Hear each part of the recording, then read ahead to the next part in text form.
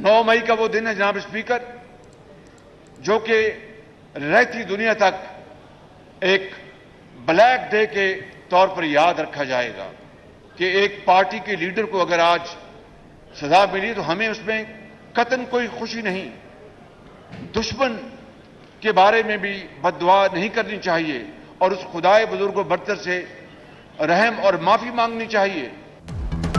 इत्तेहादी हुकूमत ने सामान बांध लिया, आज रुखसती है। वजीर आजम असम्बली तहलील करने की समरी सदर को भेजेंगे। शहबाज शरीफ के निगरान वजीर आजम के लिए राजा रियाज से मुलाकात कल शेड्यूल। कौमी असम्बली में अलविदाई खिताब में कहा, 13 जमाती इत्तेहाद की हुकूमत पाकिस्तान की तारीख का अनोखा वाकया है। हुकूमत संभाली तो बेपनाह चैलेंज थे, मुल्क को डिफॉल्ट देखने वालों का मकरूह चेहरा बेनकाब हुआ। चेयरमैन पीटीआई की सजा पर खुशी नहीं।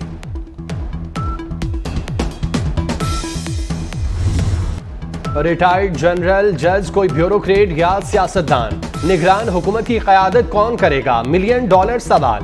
निगरान वजीर आजम के लिए मुतादिद नाम जेर गर्दिश, कुरा किसके नाम निकलेगा? कौम को इंतजार। हफीज शेख, शाहिद खाकान अब्बासी, कामरान टेसोरी, सिराजुल हक के नामों की बाज़गश्त। जलील अब्बास जिलानी और तसद्दुक हुसैन जिलानी के नाम भी सामने आ गए।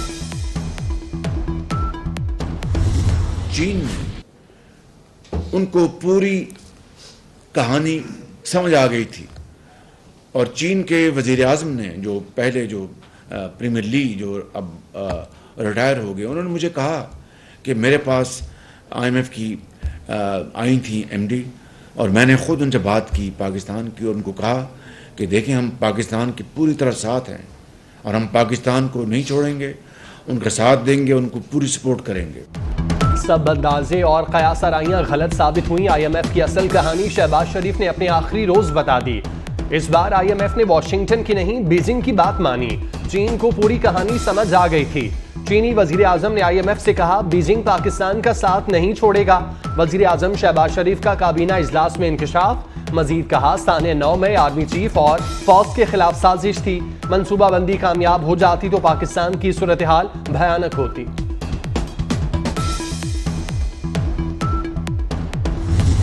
मासुआए जो 9 मई का एक वाकया हुआ जिसने हमारी तारीख को जो है वो दागदार किया और हमारे सामने एक ऐसे शख्स का चेहरा बिल्कुल जो है साफ साफ सामने आया कि वो अपने इक्तदार के लिए कुछ भी कर सकता है।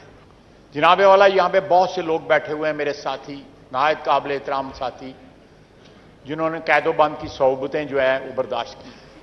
कल एक शख्स कह रहा था कि अपने वकीलों को मुझे जेल से निकालो, लेकिन उसने सुदागरी की, पहले बेचे फिर पैसे लिए, पैसे कुछ जमा कराए, कुछ जो है प्रॉफिट के तौर पे अपनी जेब में डाल ली। 9 मई के वाकयात ने तारीख को दागदार किया। एक शख्स का चेहरा बेनकाब हुआ। गिरफ्तारी को 2 दिन हुए और वकीलों को कह रहा है जेल से निकालो। वजीर दिफा ख्वाजा आसिफ ने भी बानिए PTI को लिताड़ दिया।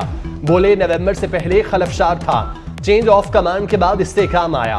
पार्लियामेंट के तकद्दुस को हर हाल में बरकरार रहना चाहिए। When I assumed the position of the Foreign Minister of Pakistan, slightly over a year ago, Pakistan's foreign policy was under serious stress, compounded significantly by domestic political turmoil and a dire economic outlook. Our commitment to the China-Pakistan economic corridor was being questioned. Our relations with the United States were at an all-time low. We have just celebrated the 10th anniversary of the China-Pakistan economic corridor in Islamabad. वजारत संभाली तो खारजा policy दबाव का शिकार थी। पाक चीन ताल्लुकात मसाइल का शिकार थे। चैलेंज का डटकर मुकाबला किया। CPEC को बहाल किया।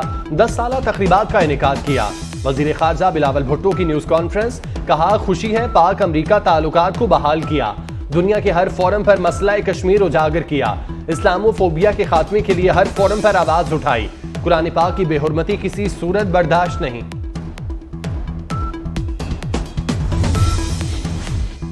साबिक वजीर आजम शाहिद खाकान अब्बासी ने कौम से माफी मांग ली। कहते हैं मौजूदा असम्बली तारीख की बदतरीन असम्बली थी। अवाम को आज बदतरीन ऐवान से निजात मिल गई। अवाम ने कुछ नहीं पाया, सिर्फ खोया ही खोया है। पाक फौज मौजूदा और उभरते हुए चैलेंजेस से निपटने के लिए तैयार। आर्मी चीफ का कहना है मजमूम अज़ाइम को नाकाम बनाने की सलाहियत रखते हैं। जनरल आसिम मुनीर का जहलम के करीब टिला फील्ड फायरिंग रेंज का दौरा, मशकों का मुआयना किया। आर्मी चीफ ने दस्तों की लड़ाका सलाहियतों और जदीद हथियारों के इस्तेमाल की महारत को सराहा।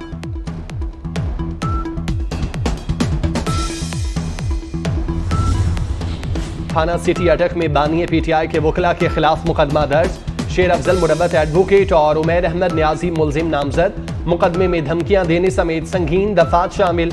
एफआईआर के मुताबिक मुलजिमों ने चेयरमैन पीटीआई से जबरदस्ती मुलाकात की कोशिश की, जेल एहलकार की वर्दी भी फाड़ी।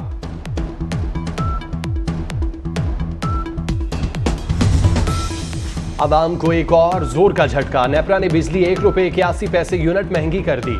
बिजली जून के बहाना फ्यूल चार्जेस एडजस्टमेंट की मद में महंगी की गई। इतलाक अगस्त के बिलों पर होगा। लाइफलाइन सारिफीन मुतासिर नहीं होंगे।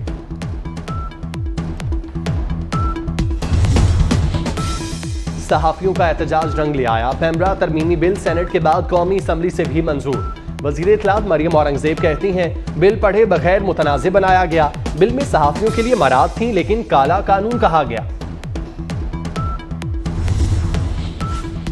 पंजाब के अस्पतालों में 6000 नर्सेज भर्ती करने की मंजूरी दे दी। लेडी वेलिंगटन अस्पताल की असर-ए-नौ तामीर का फैसला। मेडिकल और डेंटल कॉलेजेस के लिए दाखिला पॉलिसी बन गई। पंजाब की निगरान काबीना का इजलास। मोहसिन नकवी ने फैसलों की तौसीक की। देहात में सफाई सैनिटेशन प्रोग्राम शुरू होगा। 16 अरब 77 करोड़ जारी। पंजाब फिल्म सेंसर बोर्ड की असर-ए-नौ तश्कील की मंजूरी।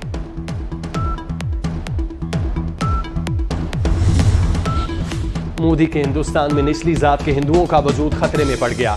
नेशनल क्राइम रिकॉर्ड ब्यूरो की सालाना रिपोर्ट ने मोदी सरकार के जमहूरियत के दावों का भांडा फोड़ दिया। सिर्फ 2021 में दलित हिंदुओं के खिलाफ 60,000 से ज्यादा जराइम रिपोर्ट हुए।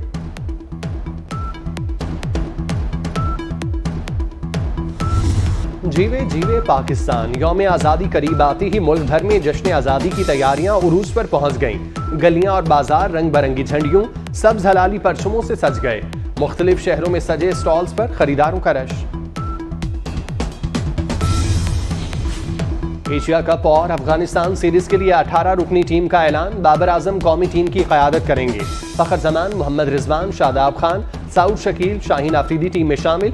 शान मसूद को वनडे स्क्वाड से ड्रॉप कर दिया गया। साउद शकील एशिया कप का हिस्सा नहीं।